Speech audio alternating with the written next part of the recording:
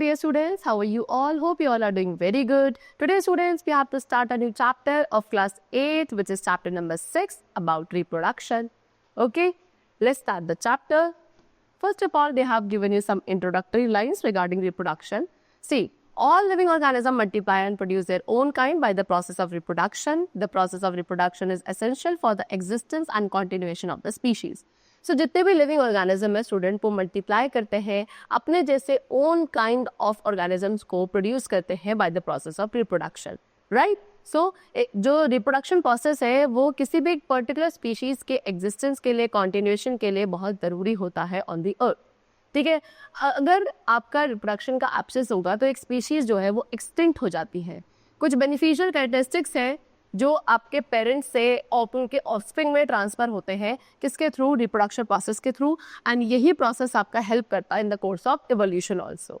सो reproduction एक basic phenomena है जिसके थ्रू एक living organism produces a new individual by using its own body material. Okay, so इस chapter में हम लोग endocrine system and reproductive system को डिस्कस करेंगे इन डिटेल. एंड जैसे कि प्लांट्स में हमने डिस्कस किया था, तो एनिमल्स में भी दो डिफरेंट मोड्स ऑफ रिप्रोडक्शन होते हैं, that is asexual and sexual reproduction. First of all we have to discuss about asexual reproduction. So asexual reproduction में एक लिविंग बीइंग जो है अपने ऑफस्प्रिंग को प्रोड्यूस करता है without the help of any another individual. So इसमें single parent की रिक्वायरमेंट होती है. मेल एंड फीमेल गेमीज जो है ऐसे इंडिविजुअल्स में एब्सेंट होते हैं. इसमें जनरली एक सिंपल प्रोसेस होता है सेल डिवीजन के का. ठीक है, सो उन एनिमल्स में जहाँ एसेक्सुअल रिप्रोडक्शन होता है वो किस प्रोसेस के थ्रू होता है, बाइनरी फिजन के थ्रू होता है, like in bacteria and amoeba. Hydra reproduce करता है बडिंग के थ्रू. एंड एसेक्सुअल रिप्रोडक्शन आपका ज़्यादातर यूनिसेलुलर ऑर्गेनिज्म में कॉमन होता है. एंड वहाँ होगा जहाँ पे फूड आपका अबंडेंट अमाउंट में प्रेजेंट होगा एंड टेम्परेचर एक ऑप्टिमम रेंज का होगा. ठीक है, so now first of all we have to discuss about binary fission. What is it? So binary fission आपका यूनिसेलुलर ऑर्गेनिज्म में होता है, like amoeba, paramecium, euglena, chlamydomonas, bacteria etcetera. अब इसमें क्या होता है, जब सेल ग्रो करता है कंप्लीटली, तो ग्रो करने के बाद सिंपली वो डिवाइड हो जाता है इनटू 2 और मोर सेल. ठीक है, सॉरी 2 सेल्स पे. ठीक, तो वहाँ बाइनरी फिजन में सबसे पहले जो न्यूक्लियस है वो डिवाइड होगा इनटू 2 न्यूक्लाई. फिर जो साइटोप्लाज्म है, जो लिक्विड जेली मटेरियल होता है सेल के अंदर, वो डिवाइड होने लगता है 2 पार्ट्स में. हर एक के अंदर एक एक न्यूक्लियस चला जाता है. एंड उसके बाद एक आउटग्रोथ जो है वो बॉडी में डेवलप होने लगती है, जो अल्टीमेटली 2 डॉटर सेल्स को फॉर्म करती है. Like this is the parent cell. सबसे पहले जो न्यूक्लियस था ये सेंटर में ये डिवाइड होना शुरू हुआ. उसके बाद जो साइटोप्लाज्म था वो 2 पार्ट में डिवाइड हो गया. एंड अल्टीमेटली आपको यहाँ 2 डॉटर सेल्स दिख रही है जिसमें अपना इंडिविजुअल न्यूक्लियस प्रेजेंट है, खुद का साइटोप्लाज्म है. ओके, सो एक पेरेंट सेल डिवाइड होकर 2 डॉटर सेल्स में डेवलप हो चुका है. Next is budding. So hydra क्या है, एक मल्टी सेलुलर एनिमल है. ये क्या करता है, ये रिप्रोड्यूस करता है बडिंग प्रोसेस के थ्रू. एक छोटी सी आउटग्रोथ होती है जो इनकी बॉडी के थ्रू डेवलप होने लगती है, बॉडी के किसी भी एक साइड से. एंड उस आउटग्रोथ को आप क्या कहते हो, बड कहते हो. उसके बाद ये जो बड है वो आपका ब्रेक हो जाता है, किससे, पेरेंट ऑर्गेनिज्म से, सो दैट वो एक न्यू इंडिविजुअल बन सके, है ना. एंड पेरेंट के साथ अटैच भी, कभी कभी क्या होता है, ये पेरेंट के साथ अटैच भी रहता है, वहीं पे ये और भी ज़्यादा बर्ड्स को ग्रो कर लेता है. एंड बडिंग जो है वो आपके ईस्ट सेल में भी होता है. ठीक है, they have shown you this is the hydra parent plant. उसके बाद क्या हुआ, यहाँ पे एक बल्ज या एक आउटग्रोथ यहाँ डेवलप होने लगी, जिसे आप क्या कहेंगे, बड कहेंगे, है ना. एंड ये बड आपका क्या धीरे धीरे ग्रो होगा. ग्रो होने के बाद ये एक बेबी हाइड्रा बन गया. एंड ये जब कंप्लीटली डेवलप हो गया तो ये डिटैच हो गया एंड एक सेपरेट क्या बन चुका है, ऑर्गेनिज्म बन चुका है other than the parent. Now, next we come to sexual reproduction. So the reproduction method in which both the parents are involved. ऐसा reproduction method जहाँ पे दोनों के parents involved होते हैं उसे sexual reproduction कहा जाता है. Basically इसमें 2 adult individuals की requirement होती है, one male and the other female. Male parent आपका male gamete produce करता है which is called sperm, and female parent आपका female gamete cell produce करती है, that is called ovum. And जो रिप्रोडक्शन इस मेथड के थ्रू होता है वो बेसिकली ह्यूमंस में होता है, ऑलमोस्ट जितने भी मैमल्स हैं उनमें होता है. एंड इसके अलावा बहुत सारे बाकी मल्टी सेलुलर ऑर्गेनिज्म है जिनमें reproduction occurs by the sexual method only. Okay, so this is the process of fertilization in human beings, they have showed you. So reproduction in human beings, so human beings में sexual reproduction आपका होता है. And human beings जो है वो आपके unisexual organisms होते हैं. ठीक है, इनमें मेल एंड फीमेल ऑर्गन्स आपके सेपरेटली होते हैं एंड हर एक के पास अपना एक डिफरेंट रिप्रोडक्टिव सिस्टम होता है.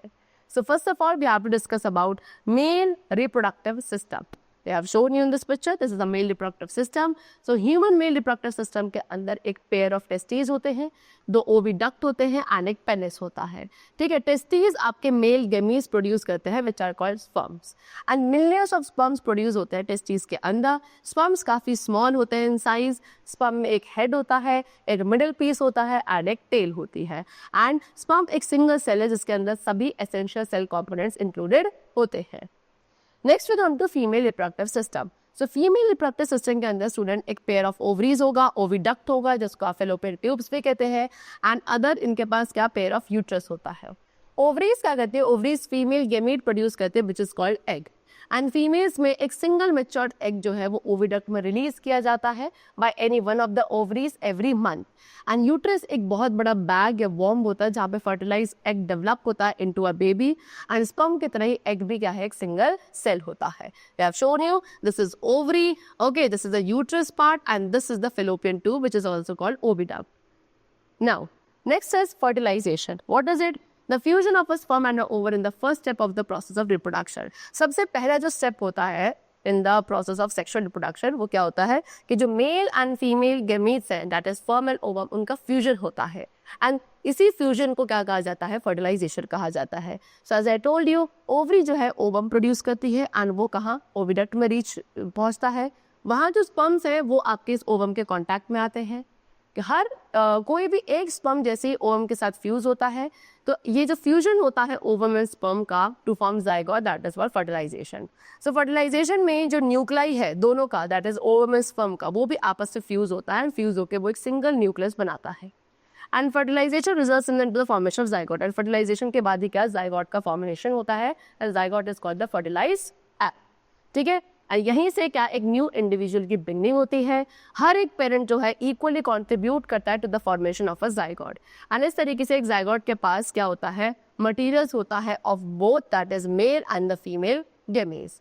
एंड इसीलिए हर एक न्यू इंडिविजुअल के अंदर क्या कुछ कैरेक्टरिस्टिक्स है जो वो गेन करता है अपने मदर एंड अपने फादर दोनों से ही.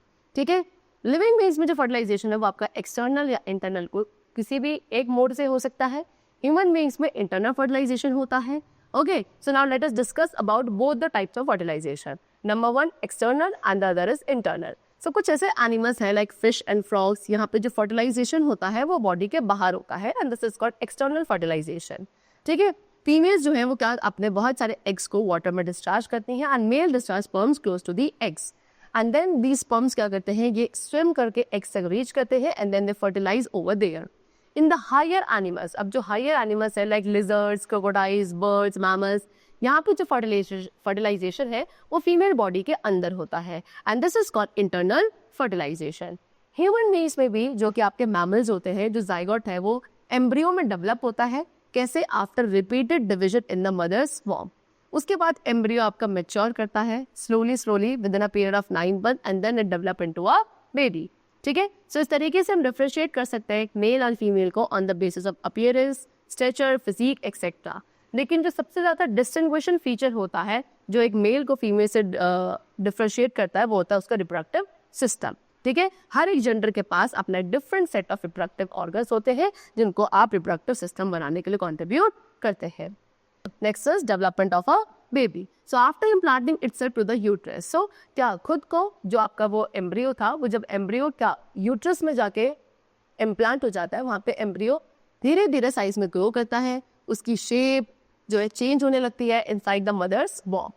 एंड जो ये ग्रोइंग एम्ब्रियो है इसको जो न्यूट्रिशन मिलते हैं वो ओवरी वॉल से मिलते हैं जिसपे एक रिच सप्लाई रहती है blood vessels disc like structure की जो एम्ब्रियो को हेल्प करती है to attach to the walls of the uterus. ठीक है, सो यूट्रस में एक लॉन्ग ट्यूब लाइक स्ट्रक्चर होता है जिसको आप कॉर्ड कहते हैं. ये कॉर्ड क्या करता है, लिंक बना के रखता है बेबी की बॉडी का मदर प्लेसेंटा के साथ. ठीक है, प्लेसेंटा बेबी को सप्लाई करता है ऑक्सीजन के साथ एंड न्यूट्रिएंट्स के साथ. ठीक है, एंड साथ में जो वेस्ट मटेरियल है उसको भी कैरी करता है from the embryo to the mother's blood. After 2 months जो एम्ब्रियो है वो क्या ह्यूमन फॉर्म लेने लगता है, यानी कि उसका जो स्ट्रक्चर है एक ह्यूमन फॉर्म में आने लगता है एंड अब उसे हम क्या कहने लगते हैं, फीटस कहने लगते हैं. फीटस जो है अराउंड 9 months और 40 weeks का टाइम लेता है to completely grow and develop into a mature baby. And इस टाइम पीरियड को क्या कहा जाता है, जेस्टेशन पीरियड कहा जाता है। ठीक है, उसके बाद बेबी को प्रोटेक्ट किया जाता है एक सैक लाइक स्ट्रक्चर से, जिसको आप अमीनियोपेटिक सैक कहते हैं। उसके अंदर अमनियोटिक फ्लूइड होता है। ठीक है, ये अमनियोटिक फ्लूइड बेबी को प्रोटेक्ट करता है from the external shocks and injuries. Okay, फिर 9 मंथ के टाइम पीरियड के बाद जब बेबी आपका रेडी होता है टू बी बॉर्न, ये एमनियोटिक सैक आपका बर्स्ट हो जाता है एंड रिपीटेड कॉन्ट्रैक्शन की वजह से यूट्रस वॉल जो है वो बेबी को पुश करती है out of the vagina. Okay, and ये जो जर्नी है बेबी की फ्रॉम इट्स मदर वॉर्म इनटू द आउटसाइड वर्ल्ड, इसको कहा जाता है बर्थ। ठीक है, इनफैक्ट ये जो न्यू बॉर्न बेबी है वो कम्प्लीटली न्यू होता है टू दी वर्ल्ड। वो पूरी तरीके से अपनी मदर के ऊपर डिपेंडेंट होता है अपने बेसिक नीड्स के लिए। मदर जो है उस यंग वन को नर्स करती है विद अ मिल्क, एंड जो मदर मिल्क है वो सभी यूजफुल न्यूट्रिशन को प्रोवाइड करता है एंड एक बेबी को हेल्प करता है to develop the resistance towards diseases. ठीक है, फिर उस न्यू बॉर्न बेबी को वैक्सीनेट भी किया जाता है to prevent the occurrence of any deadly disease. Next topic is test tube babies. So in some women, कुछ वुमेन में जो ओविडक्स होते हैं, ओविडक्स क्या है, साइट ऑफ फर्टिलाइजेशन। तो वहाँ पे वो कुछ वुमेन्स ऐसी होती है जहाँ पे ये फर्टिलाइजेशन साइट जो है वो ब्लॉक हो जाती है। स्पर्म्स जो है वो क्या एग तक रीच नहीं कर पाते हैं इस ब्लॉकेज की वजह से। अब इस सिचुएशन को ट्रीट करने के लिए डॉक्टर्स क्या एक मैच्योर एग को कलेक्ट करते हैं from a woman's ovary and उनको टेस्ट ट्यूब के अंदर रखते हैं with sperm for some time to get fertilize, and इसको बोलते हैं in vitro fertilization, that is IVF, यानी कि कैसा फर्टिलाइजेशन जो आउटसाइड द बॉडी होता है। फिर जो फर्टिलाइजेशन हो जाता है तो जाइगोट या जो फर्टिलाइज एग है उसको अलाउ किया जाता है डेवलप करने के लिए, एंड देन उसको मदर के यूट्रस में प्लेस किया जाता है। यहाँ पे फिर बेबी का कंप्लीट डेवलपमेंट होता है एंड बिल्कुल सेम उसी तरीके से यहाँ पे डेवलपमेंट या बर्थ होता है बेबी का जैसे बाकी नॉर्मल बेबीज का होता है। एंड वो बेबीज जो इस टेक्निक के थ्रू बॉर्न होते हैं उनको टेस्ट ट्यूब बेबीज कहा जाता है। Okay, next is care of newborn. So एक newborn I told you वो कम्प्लीटली अपने पेरेंट्स के ऊपर डिपेंडेंट है एंड उसको काफ़ी सारी केयर की रिक्वायरमेंट होती है। जैसे कि मदर जो है न्यू बॉर्न बेबी को अपने मिल्क से फीड करती है। न्यू बॉर्न के पास टीथ नहीं होते हैं तो इसीलिए मिल्क ही एक अकेला ऐसा फूड है जो एक न्यू बॉर्न बेबी इनटेक कर पाता है। अगर प्रॉपर केयर नहीं करी जाएगी तो न्यू बॉर्न बेबी आपका इल यानी कि बीमार पड़ सकता है, एंड इसीलिए साथ में टाइम टू टाइम वैक्सीनेशंस भी रिक्वायर्ड होती है उस बेबी को प्रोटेक्ट करने के लिए फ्रॉम दी डिजीजेस।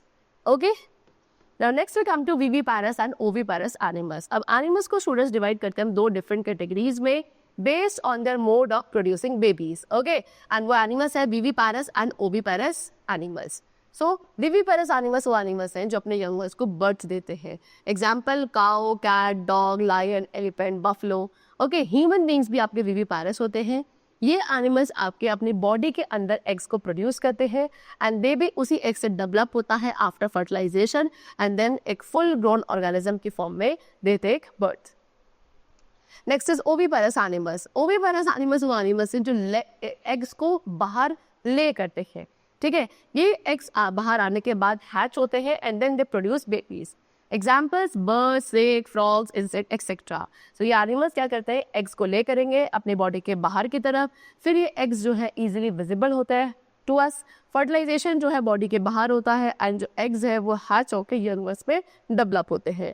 ठीक है, एंड एक बेबी बर्ड जो है वो इसी तरीके से एक एग से हैच आउट होकर डेवलप होती है।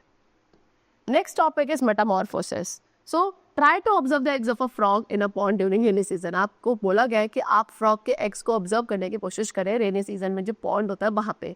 आप क्या देखोगे, एक टिनी फ्रॉग क्या एक एग के बाहर आता है आफ्टर सम टाइम एंड धीरे धीरे इस एग का डेवलपमेंट होता है यंग फ्रॉग में डिफरेंट स्टेजेस में। एंड वो स्टेजेस क्या है, सबसे पहले एग होता है, एग से आपका टेडपोल जो लार्वा होता है वो बाहर आता है एंड उसके बाद वो क्या एडल्ट में डेवलप होता है। सो एक फ्रॉग का जो टेडपोल है वो बिल्कुल डिफरेंट दिखता है एक एडल्ट फ्रॉग के कंपैरेटिवली।